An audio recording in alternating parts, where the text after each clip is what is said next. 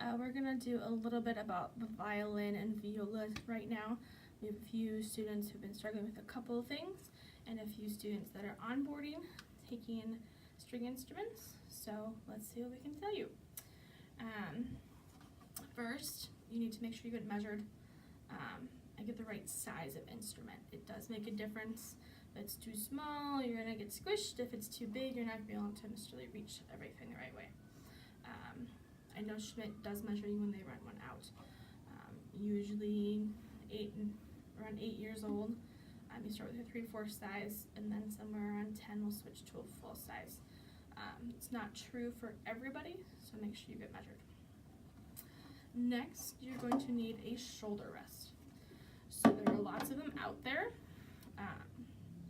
I have used the Kuhn most of my playing career, or a play on air. It kind of depends on the instrument. I definitely used the play on air more when I was younger, but I also had a violin that was thicker, if that makes sense. So you can see the depth here. Most people have, not super short necks, so the Kuhn works. It's adjustable height-wise, and it also fits different sizes of instruments.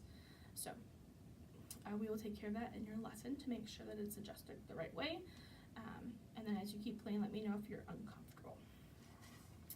So when you put a shoulder rest on, it's important to understand where the shoulder rest should sit once your instrument is there. So a shoulder rest should always sit on your shoulder. That's why it's called a shoulder rest, guys. If it's not there, something is going to start hurting. If you have it here, you're eventually going to have a collarbone pain, or even sometimes your sternum, which is kind of that bow tie that goes down in your rib cage. And also parts of the violin. See all these lovely things around here, which are placed slightly different depending on what else is on there, can start to rub on your neck and cause some skin irritations. So make sure that the shoulder rest is on your shoulder. If you have one of these play on airs, it is a blow up, which is why it works better for people with shorter necks or if you have a really thick instrument. That also has a cross with this strap that stretches to your violin that needs to sit flat on your shoulder. Once you put that on the instrument, you need to make sure it sits in the right spot.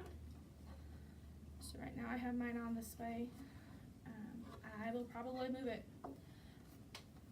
Sit the shoulder rest down. Does the violin feel comfortable? This is really not comfortable for me right now. I can't even get my chin or any part of my head onto my chin rest, so I need to move it. So if you need to swing the violin this way, then the shoulder rest needs to move that way as well if you tip it down. Alright, so now time I went a little too far because now it's too far this way. So figure out where that fits best with you. Make sure the shoulder rest is flat and straight, parallel that way. Let me know if you need help with that, or if you need a recommendation for a different type of shoulder rest. There are tons of them out there. The two I have are not all we got. Alright, next is bow hold. So we have the tip, which is pointy, and the frog looks like a box. I'm going to take my thumb and put it right on this little lip here, and take my middle finger and put it in that hole. Adjust until you feel comfortable that way a little bit, striking around. This is the kind of balance point that we're going to be working around when we do our bowing. Our pointer finger is going to leave a little space and then curl around. Ring finger goes right by that dot. Whether how high or low it is on here kind of depends on your hand shape. I have shorter fingers, so mine I keep closer to the stick. And then our pinky needs to sit right at the end of this box, part of our frog. This provides our balance point. If I move my pinky, I should be able to tip my bow up and down. Okay. Practice this bow hold. If you can't hold your bow the right way, we're going to have a lot of problems doing a lot of bowing in the future.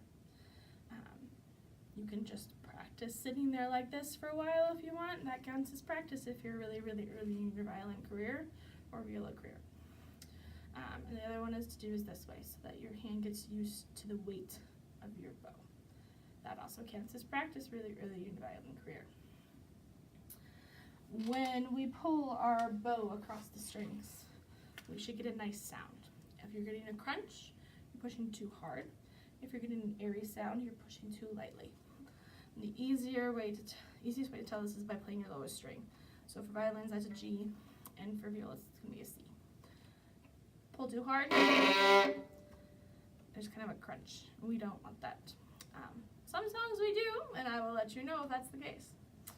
We go too light. You can hear how the bow itself is kind of bouncing. You might not hear it on the video, but if you are playing it, you can hear it. We want a nice even pressure so we get a good sound. And keep that in mind when you play. Okay? Down bow, up bow, need to be seamless.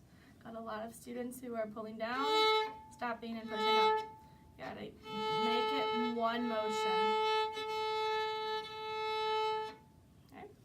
Also, keep that bow between the bridge and the black space of your fingerboard. That's the best sound. Next, it's winter, so it's time to start taking care of your violin. Some things that happen in the winter, it gets dry inside because we have the heat on. Your violin is made of wood, so it can dry out and crack. So a couple of things to fix that. Make sure you keep it away from the vents in your house because that's where the driest area is. Keep it in a spot of your house that's a little more humid than the rest. So like close to a basement or near a bathroom or something like that. Also, since it gets so cold here, you must invest in this little green worm. It's called a dampet. They're available at Schmidt. They're online, on Amazon, on Shar.com. Shar.com's a good string site if you're wondering. SHAR.com. You soak this in distilled water, and then you put it through this hole, and it just sits in there. You need to check it at least once a week. In the winter, it keeps it from cracking. I know violins will crack. I've experienced people cracking their violins because it's too cold here. So make sure you get that in there. Well, also with the changing seasons, you might find your pegs are acting strangely compared to usual. If they're too loose and they keep going flat, you want to invest in something called peg dope. It's a little putty. We take your string off, take the peg out, put it around the peg and in the hole, and that tightens it up a little bit. If your strings or if your pegs are too swollen now, since we added some moisture that they're not quite used to, we can get pig drops, pig compound. It's a little liquid, and that we don't need to take anything off for. We can just drop it in there, and that loosens your pegs up a little bit. I find this very helpful in the summer when it gets super humid here in Minnesota. My violin doesn't usually have a slipping problem, but other students I've had found this useful. And that's it, I guess. So I will see you in lessons. If you need help with any of these things I mentioned, let me know. Or if you have any questions, let me know as well. I will post this in the parents group, so it's a little easier to find than after it gets lost on the Facebook page. But yeah, happy Saturday, and I'll see you in lessons this week.